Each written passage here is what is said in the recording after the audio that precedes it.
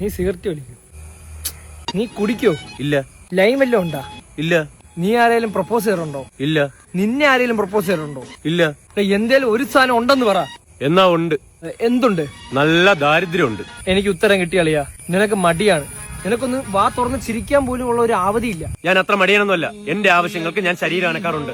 ആകെ ആ അനക്കുന്ന ശരീരഭാഗം വലത്തെ കൈയും വായു അല്ലേ ചോറിങ്ങനെ ഉരുട്ടി തിന്നാൻ വേണ്ടി. ബ്രില്യന്റ്. അതെ.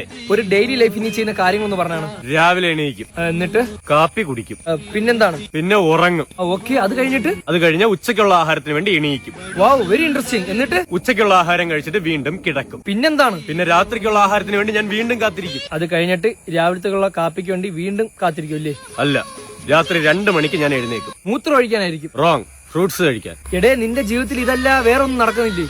ഉണ്ട്. രാവിലത്തെ കാപ്പിക്കും ഉച്ചക്കലത്തേക്കും ഇടയ്ക്ക് ഞാൻ കുറച്ച് പച്ചരി പൊടിച്ച് തിന്നും. നിന്റെ വീട്ടിൽ ഒരു മാസം എത്ര 5 ലക്ഷം രൂപ ബഡ്ജറ്റ് ഇടുന്ന? ഉച്ചക്കത്തെ ചോറിനും വൈകിട്ടിനും ഇടയ്ക്ക് ഞാൻ കുറച്ച് കരിപ്പോട്ടി തിന്നും. എടാ, നടക്കുന്ന ബേക്കറി ചുമ്മാതെ ഇങ്ങനെ കഴിക്കണം എന്ന് പറഞ്ഞിരിക്കാതെ ജീവിതത്തിന് ഒരു ലക്ഷ്യം വെച്ചിട്ട് ജീവിക്കാൻ നോക്ക്. ഒരു ലക്ഷ്യമില്ല.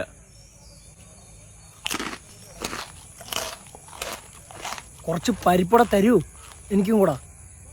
ഇല്ല.